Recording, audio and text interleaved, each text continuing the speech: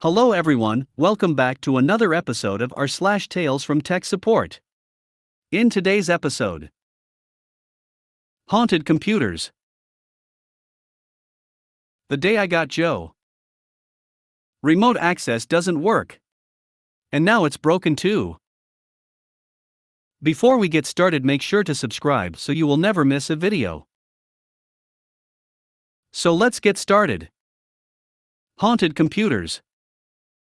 Today's on-site visit reminded me of an older story of mine.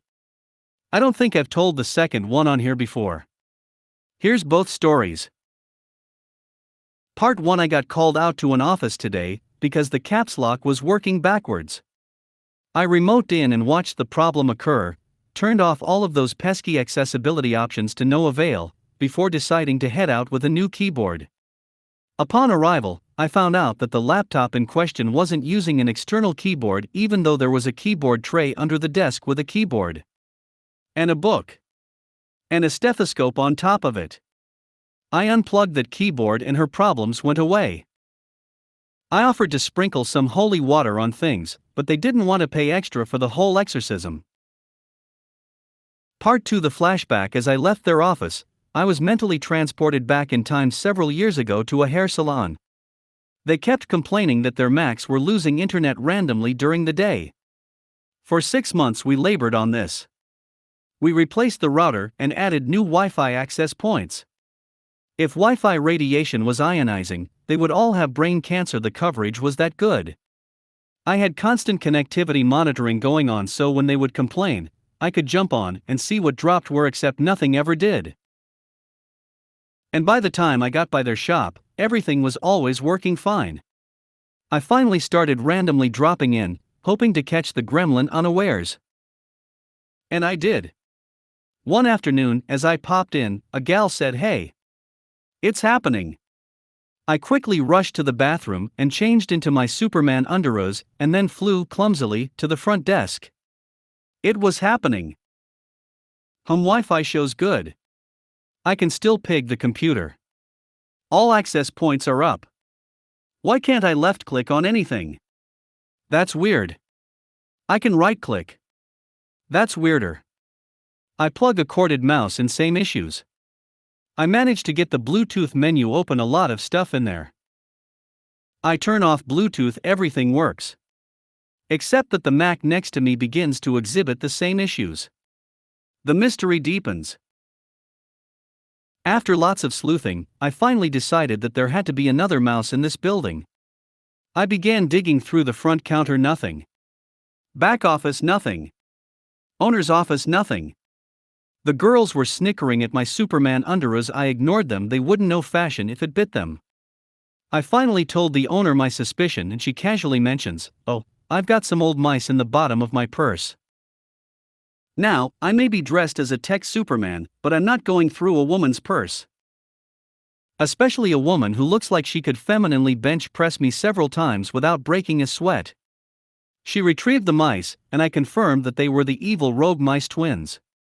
They would sit in the bottom of her purse waiting to be set down just right so that they could click, wake up, and connect to the unsuspecting computer. I took their batteries out and banished them. The day I got Joe. I'm not sure if this fits here since it's only sort of tech support, but here goes. This story takes place around 2005, about 15 years before I started actually working in IT. At the time, I was a department lead in one of the processing plants for a large photography company. My department was responsible for very basic retouching of pictures in Photoshop using Wacom tablets, entry-level stuff that doesn't require any previous experience. I had a 70-plus-year-old guy in my department who basically only worked there to keep busy after retiring from his real career. We'll call him Joe. While Joe wasn't a computer tech, he was very comfortable with computers and knew a ton about Photoshop. I learned a lot from him over the years. Joe also had a great sense of humor and was the type of person who could talk circles around anyone he met.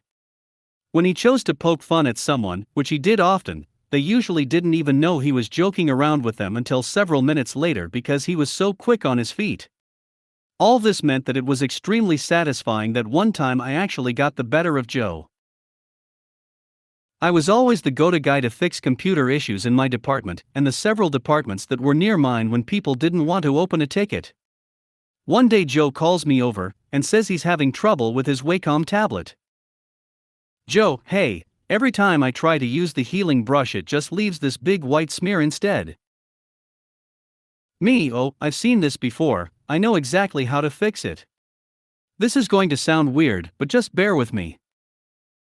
Joe, okay. Me, first, set down the stylus and stand up.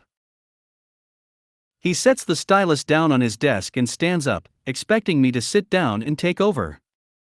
Instead, I take a step back.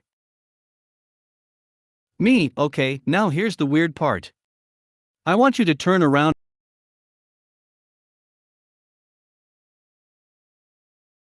in a full circle until you're facing the computer again. Trust me, this always works. He gives me this incredulous look, like I've lost my mind. But he goes along with it. Me, perfect, now sit back down and try again. Joe, but you didn't do anything. Me, just try it. Like I said, this always works. He proceeds to pick up the stylus, try again, and when it works he looks at me like I just pulled a rabbit out of his ear. That's when I tell him he was holding the stylus upside down, and when he sat back down and picked it up he was holding it correctly that time.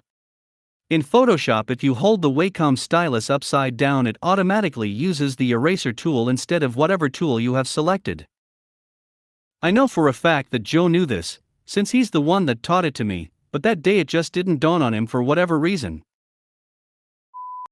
Remote access doesn't work. And now it's broken too. Like many of you, I switched to remote work in 2019.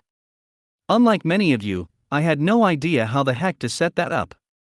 But hey, I was trapped at home with nothing better to do, and getting paid to figure it out. It took a few days of research and cursing to cobble a system together, but in the end it worked. Most of the time. In fact, it worked so well okay that my boss tasked me with setting everyone else up on it too.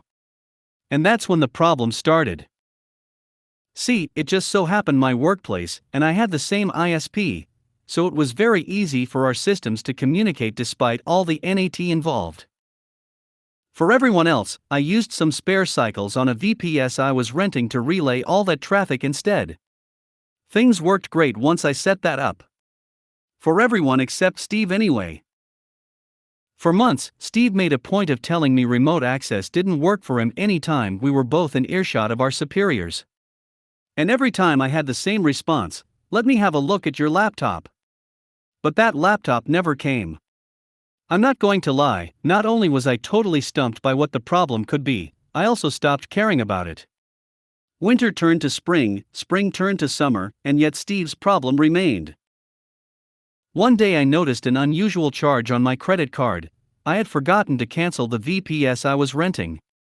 Steve and I were the only people who would be using it by that point, but I didn't need it, and he kept telling me it didn't work anyway.